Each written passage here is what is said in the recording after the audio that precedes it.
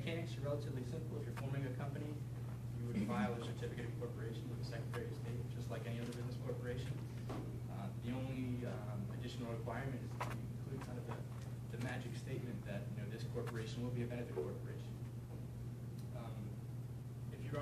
If a business wants to become a benefit corporation, it's already formed. It requires a 2/3 vote of shareholders in order to amend the certificate of incorporation to include the statement that the company will be a benefit corporation. Same as if you were approving a merger or a sale of substantially all the assets of the company, you need 2/3 of the shareholders to go along. And this is available not only to corporations that are already formed, but other entities such as LLC. An LLC could convert to a benefit corporation with a similar 2/3 shareholder vote. So, technically it's a fairly simple process to become a benefit corporation. It's really just including additional sentence in the certificate of incorporation. But practically speaking, there are other aspects which should likely be considered. Among those would be recruiting a benefit director or officer, finding someone who's independent from the company, who's willing to serve as a benefit director, prepare the annual report. Revise bylaws or adopt bylaws which specifically address the particular or the unique attributes of a benefit corporation. Talk about what the definition of a general public benefit is. If there's a specific public benefit, that should be identified. Discuss each of the stakeholders that the directors and officers are required to consider in running the company. This isn't, adopting bylaws such as that isn't necessarily required, but it's something we'd recommend as this practice. To go even further, develop board and officer guidelines, discussing what the expanded scope of director and officer duties are. And finally, include legends on the share certificate so that if the corporation has physical stock certificates, there'll be a statement on the back referencing, notifying any of the holders of the stock that they're holding stock of a benefit corporation, and maybe even referencing the statute. So there are several criticisms of benefit corporations. One is that they have vague standards and definitions. I think generally that was likely how the law was drafted, to be as permissive as possible and allow a greater variety of actions, corporate actions and activities. But it remains to be seen over the next few years how these standards and definitions may be further refined. There's a problem with illiberalism. When you have 7 or 8 different stakeholders in addition to shareholders, which stakeholder should be considered first? Does the duty to provide a general public benefit, is that to the exclusion of maximizing wealth to shareholders or maximizing any wealth to shareholders at all? Again, that's an undetermined problem. Or if you were trying to pursue a public benefit related to the environment, and also to supporting your local vendors,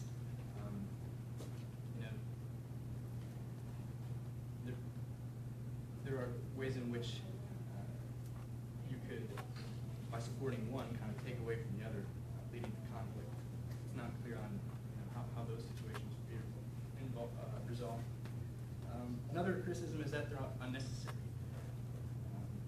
That anything a benefit corporation can do, a business corporation can do already. And that's maybe largely true, but I think a benefit corporation provides certain assurance that directors and officers, in pursuing activities that benefit society while not necessarily maximizing shareholder wealth, are protected in making those decisions. And then, there's always the problem of greenwash. You could have companies which are wholly owned subsidiaries of large multinational conglomerates electing to be benefit corporations, and because they're captured entities, there's no way to enforce their duty to provide a general public benefit. That's another criticism, is that it doesn't really provide a way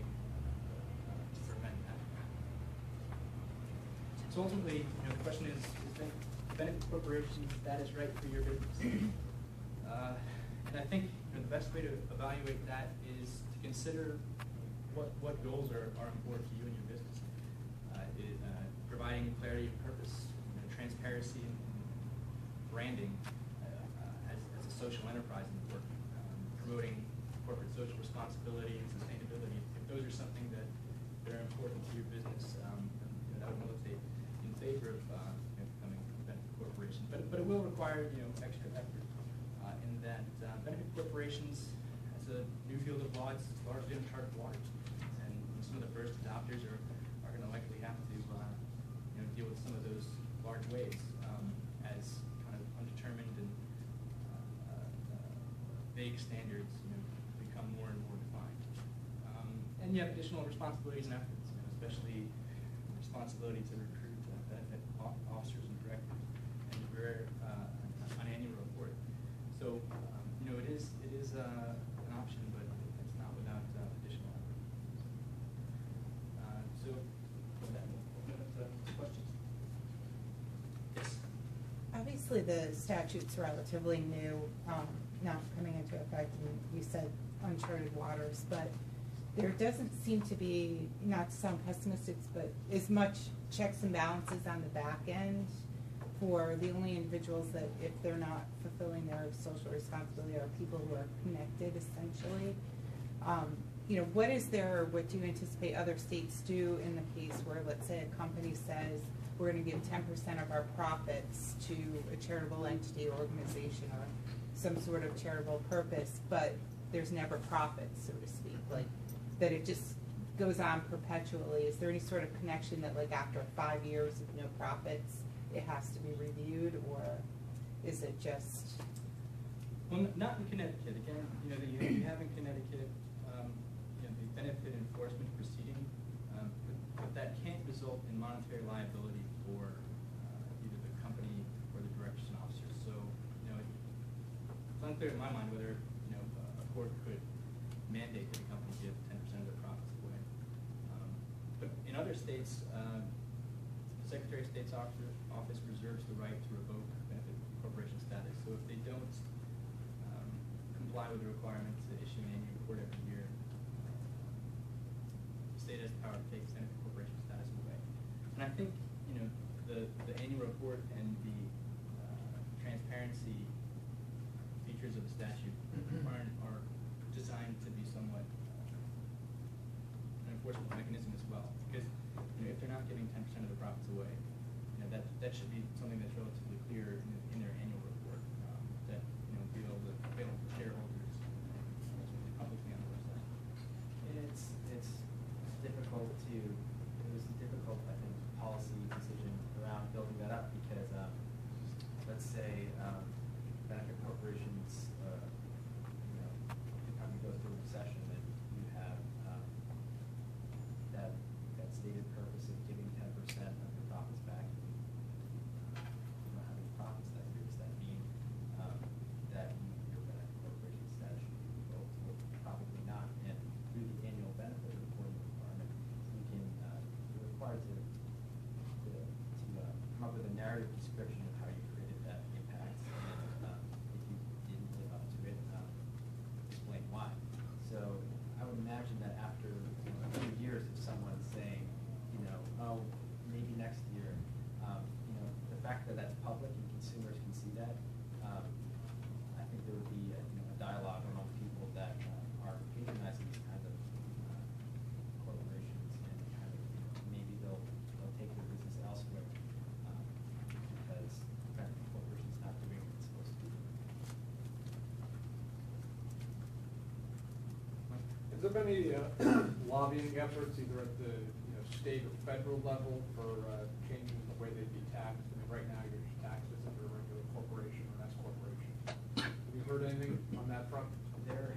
There's been no efforts, to the best of my knowledge. So the only possible breaks that a benefit corporation has received ever thus far in San Francisco and in Philadelphia, they received favor status in contracting, such as the same as minorities or veterans do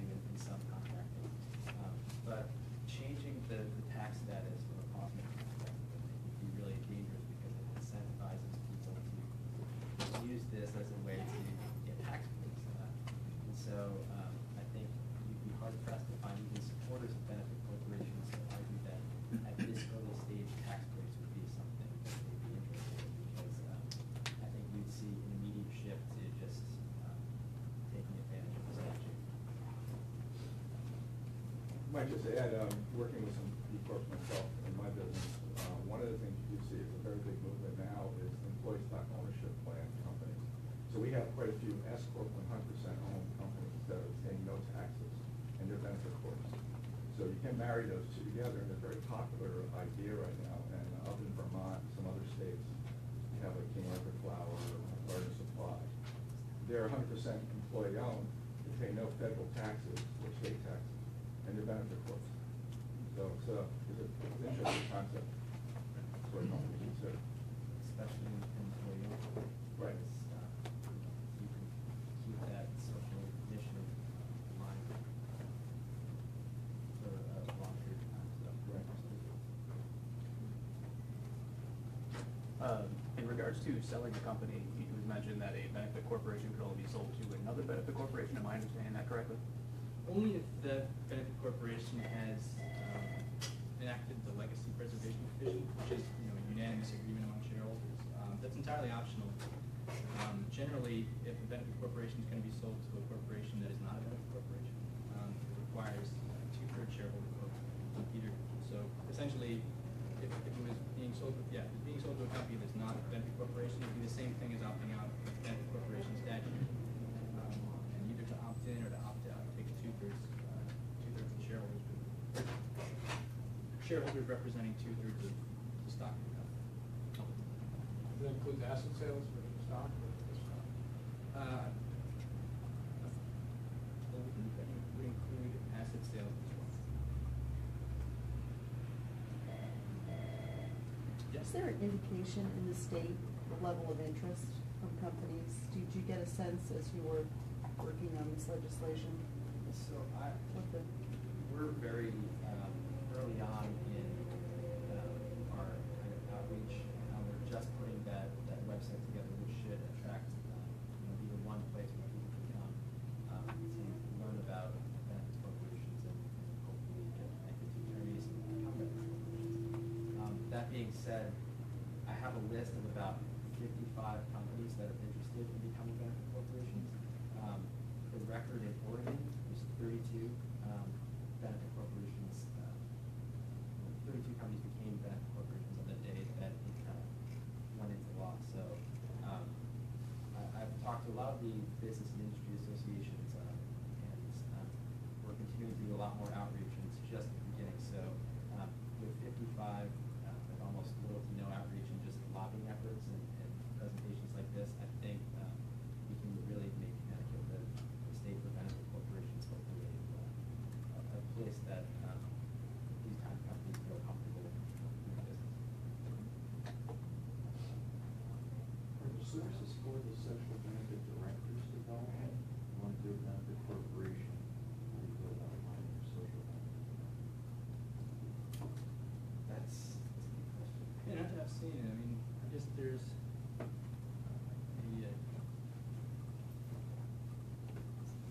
I suppose a possibility of certain individuals serving as director of benefit corporation directors for hire. But there aren't any that I've seen yet, and there aren't really any source materials that I've come across and looked available so far. It seems, you know, again, as a very kind of new field of law, an aspect that's undeveloped. And, you know, in some states, I think maybe even including Connecticut, having a benefit director is not a requirement unless you're it is a requirement in some states. Is there any limitation to remuneration for providing that service? In other words, could it be a benefit of a director, consultant that goes around and has a paid position on numerous benefit corporations to help them, comply with that? If they were compensated in a specific way for being a benefit director, it would be reportable in their annual report at the end of the year. But I don't think that would necessarily affect any of the statutory see it as a niche for maybe CPA firms or individuals in CPA firms? Because of reporting requirement? I think it's, Or is it? it's just, it's so new that it's going to be interesting to see who kind of fills that gap.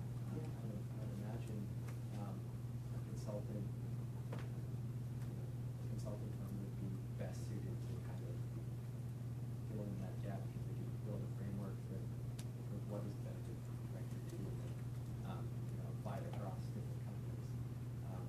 But there might be organizations like, Reset in 10 years that have individuals that are well suited to become benefit directors. There might be a way to match companies, or law firms might be able to match companies to benefit directors. So I think as the sector grows, that's going to be one thing that we're going to see developing that we can really predict at this point.